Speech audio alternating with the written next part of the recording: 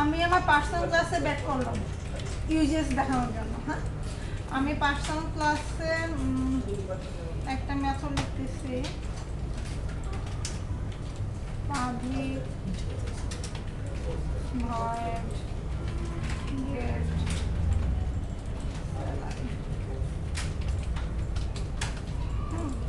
আমি এখানে রাখলাম ডাবল বেসিক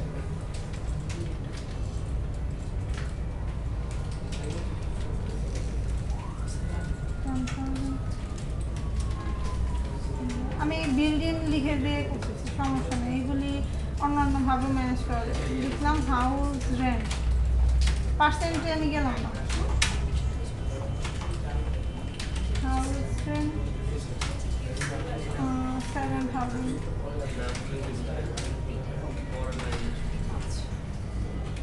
আমি এখন চাচ্ছি যে আমার এই বেসিক স্যালারি আর এই রেন্ট যেটা, এটাকে যখন আমি এডিশন করব আমি অন্য একটা ক্লাসের থ্রুতে কল করে ভ্যালু করব।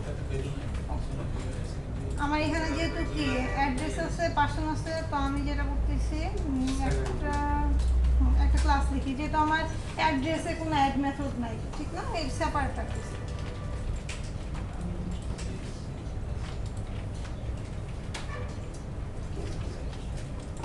ক্যালকুলেটরটা নিয়ে এসে কোনো কিছু নাই, আমি কি বললাম পাবলিক ডাবল অ্যাড রিটার্ন, এখানে কি করলাম double first number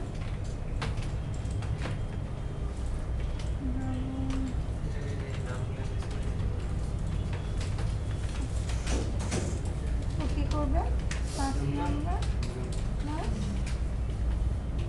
second number, এটা করবে। আচ্ছা, আরেকটা মেথড লিখি,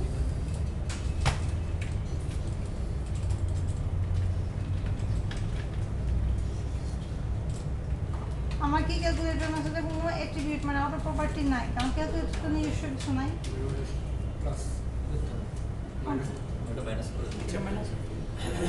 আমি সাবস্ট্রেটে যাব না। আচ্ছা, আমি এখন যেটা করতেছি, আমার এই পার্সোনাল ক্লাসে কি করব, আমার ইউজেসটা হচ্ছে যে আমার কি এটা পার্সোনাল ক্লাসের মেথড, আমি এখানে যেটা করব আমার এই ক্যালকুলেটরের এই মেথডটাকে অ্যাক্সেস করতে চাচ্ছি সামহাউ। এখন দেখেন আমার এই কোডে আমার ক্যালকুলেটরের কোনো অবজেক্ট এখন পর্যন্ত নাই আছে। আচ্ছা, আমি যদি কি করি, এই ব্লকেও যদি ক্যালকুলেটরের অবজেক্ট ক্রিয়েট করি, আমি এখান থেকে তো সেটাকে অ্যাক্সেস করতে পারবো না, কারণ কি এটা ব্লক অফ কোডের মধ্যে যদি অবজেক্ট থাকে তো ব্লক অফ কোডেই থাকবে, আমি এই মেথড থেকে কি ওটা অ্যাক্সেস করতে পারবো? আচ্ছা, আমি কি করলাম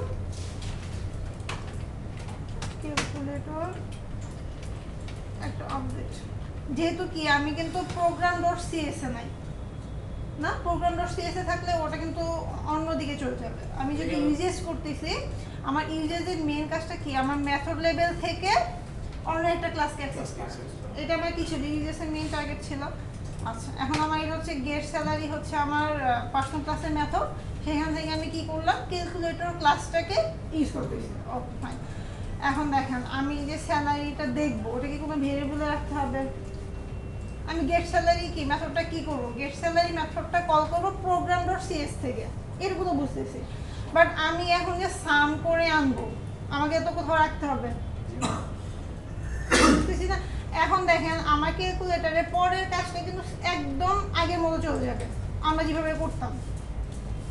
আচ্ছা, এখন দেখেন আমি কেল যদি করি, কেল ডট অ্যাড যদি দেই, আমাকে কি করতে হবে, দুটো প্যারামিটার দিতে হবে। আমি কাকে কাকে দিব, বেসিক স্যালারি কমা এইজ রেন্ট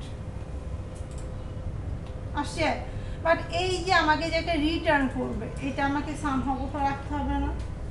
আচ্ছা, ডাবল টোটাল, টোটাল আমি রেখে দিলাম, সমস্যা আছে?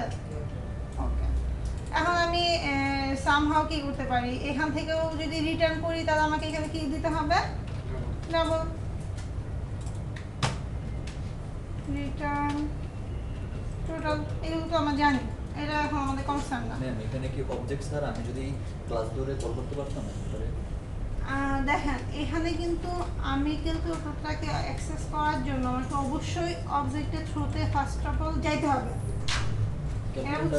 ক্যালকুলেটর ক্লাস ধরে পারবো? ম্যাডাম ক্যালকুলেটর ক্লাসের মধ্যে যদি আমরা হচ্ছে বেসিক স্যালারি প্লাস হচ্ছে টেক্সট দিয়ে দেই, সেটা তো অন্যদিকে চলে যাবে, বুঝি না? আমার ইউজেসে যেটা লাগতেছে আমি ওইভাবে যাচ্ছি। আমি অনেক কিছুই করতে পারি, প্যারামিটার নাও পাঠাতে পারি, ওখানে ফিক্সড করে দিতে পারি, ইউজার ইনপুট নিয়ে পাঠাতে পারি, সেটা তো ফ্যাক্ট না। আমার ফ্যাক্ট হচ্ছে আমার ইউজেস রিলেশনটা কখন, যখন আমার মেথড লেভেল থেকে আমি অন্য একটা ক্লাসকে অ্যাক্সেস করবো। সামহাও আমার এই যে person.cs এখানে কোথাও ক্যালকুলেটরের কিছু নাই, তো আমি যদি ক্যালটাকে অ্যাক্সেস মানে ক্যালকুলেটরের এই যে দুইটা এখানে মেথড আমি লিখছি, এই দুটাকে অ্যাক্সেস করার জন্য অবশ্যই আমার অবজেক্টের থ্রুতেই যেতে হবে। এটা তো বুঝতে পারছি, কিন্তু আমি চাচ্ছি যে ক্যালকুলেটর ডট ডট ডট করে কি ওই মেথডগুলো পাবো না, মানে ক্লাস ধরে যদি আমি যাই? হ্যাঁ আমি সেটাই করলাম, বাট আমার ওই প্যারামিটার যাবে একই কথা। আমার এই রিলেশনটাকে আমি বলতেছি কি ইউজেস। আচ্ছা এখন দেখেন আমি program.cs থেকে একটু দেখি console.writeline। এখন দেখেন আমি গেট স্যালারি মেথড কোথায় লিখছি, পার্সনে লিখছি না? দেখেন কি হয়, আমি যদি person1 ডট দেই গেট স্যালারি আসছে তো না? আবার দেখেন আমি যদি এইখানে সামহাও একটা ক্যালকুলেটর অবজেক্ট তৈরি করি,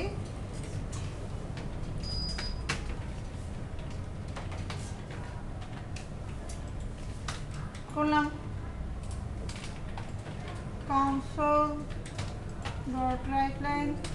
আমি যদি এখান থেকে ক্যালকুলেটরে কিছু অ্যাক্সেস করতে চাই, সাম আমি এক করব, এখানে আমার প্যারামিটার দিয়ে দিতে হবে না, বাট এটা আমার ইউজেসে যাবে না, এই কনসেপ্ট আমার ইউজেসের সাথে যাবে না। হ্যাঁ আমি দিয়ে দিতে পারি 100 200 সরি, হ্যাঁ হয়ে গেল, আমার এটাও রেজাল্ট দেখাবে, এটাও সমস্যা নাই, বাট আমি এই কাজটা যেটা করলাম এর হচ্ছে আমার ইউজেস। এটা দিলে আমি স্যালারি দেখে যে নিজে নিজে বসে বাড়াই দিতে পারবো। সেটা সমস্যা ডিরেক্ট না ইউজ করে মেথড ইউজ।